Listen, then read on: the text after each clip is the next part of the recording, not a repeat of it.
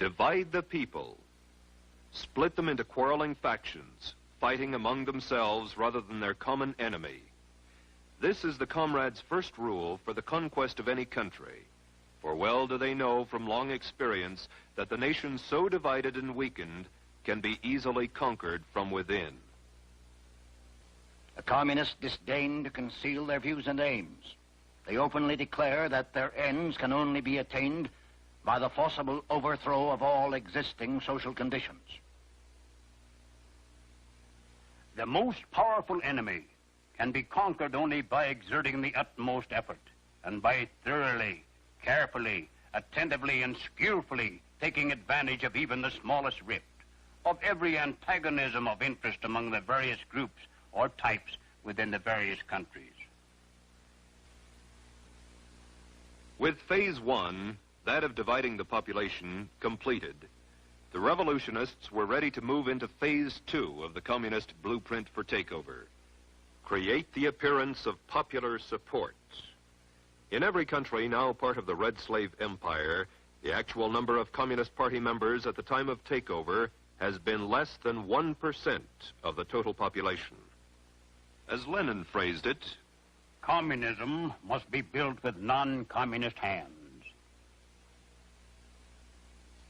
By cleverly beguiling thousands of well-intentioned people into unwittingly supporting the revolutionary program, the dedicated 1% can trick the 99% into surrendering their birthright. This they do by hiding the true communist objectives behind appealing slogans and pretended humanitarian goals. As Stalin explained, the revolutionary accepts reform in order to use it as a cover for his illegal work. After the communists have found some issue or point of difference upon which they can divide the people, get them fighting among themselves rather than their common enemy, the next step is to create the appearance of popular support for the communists' war of national liberation. They have been devastatingly successful thus far. Yet in one country after another, there have been alert, informed individuals who saw the signs, recognized the patterns of conquest, and raised their voices to warn the people. Against just such a contingency, the communists developed the third phase of their blueprint for world domination: neutralize the opposition. We can and must write in a language which sows among the masses hate, revulsion, and scorn toward those who disagree with us. A Communist Party directive issued in 1943 reads, members and front organizations must continually embarrass, discredit, and degrade our critics. When obstructionists become too irritating, label them as fascist or Nazi or anti-Semitic. Constantly associate those who oppose us with those names which already have a bad smell. The association will, after enough repetition, become fact in the public mind. The next step in the communist strategy is the most easily recognized, for it consists of the tactic of getting masses into motion, and thus precipitating mob violence. Master psychologists that they are, the communists know that once the masses are in the streets, it's not too difficult to convert an orderly demonstration into a full-scale riot. They know, too, that when rioting occurs, police and military forces of the government must move to restore law and order, and thus they have the first visible signs of revolution. Riots, demonstrations, street battles, detachments of a revolutionary army. Such are the stages in the development of the popular uprising. The official constitution and program of the Communist Party stated in 1921, the Communist Party will educate and organize the working masses for mass strikes and mass demonstrations. It is through struggles that the working masses are prepared for the final conflict for power. As these strikes grow in number and intensity, they acquire political character through unavoidable collision and open combat with the capitalistic state. Mass action culminates in insurrection and civil war.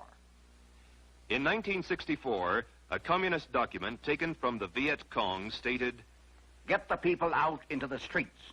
Quarrels should be provoked. Youth groups are to be armed with knives and clubs, allegedly to protect themselves in a manufactured tension.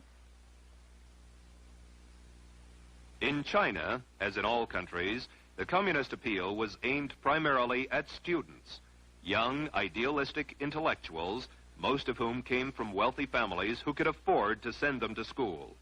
It was from this group that the young communist recruits came who later provided the leadership and backbone for the armed conflict to follow. In Cuba, leftist-oriented students were the vanguard of the organized street demonstrations. Once the masses were in motion, that tenuous line between demonstration and riot, between nonviolence and violence, was easily obliterated. As law enforcement officers sought to restore order, police brutality became the cry of the insurgents. The invariable charges of police brutality were hurled as efforts were made to maintain law and order. When marches and demonstrations turn into riots in any country slated for takeover, the communists are then ready to implement the final stage of their blueprint for conquest. It takes only a handful of armed opportunists, criminals and savages to create the semblance of revolution. Only insurrection can guarantee the victory of the revolution. The purpose of insurrection must be not only the complete destruction or removal of all local authorities and the replacement by new, but also the expulsion of the landlords and the seizure of their lands. And so it has been, with but minor variations in one country after another. Divide the people. Create the appearance of popular support. Neutralize the opposition. Precipitate mob violence. Create the semblance of a revolution. An accurate summary of Lenin's strategy for the conquest of the world is as follows. First, we will take Eastern Europe. Next, the masses of Asia. Then we shall encircle the last bastion of capitalism, the United States of America. We will not have to attack. It will fall like overripe fruit into our hands.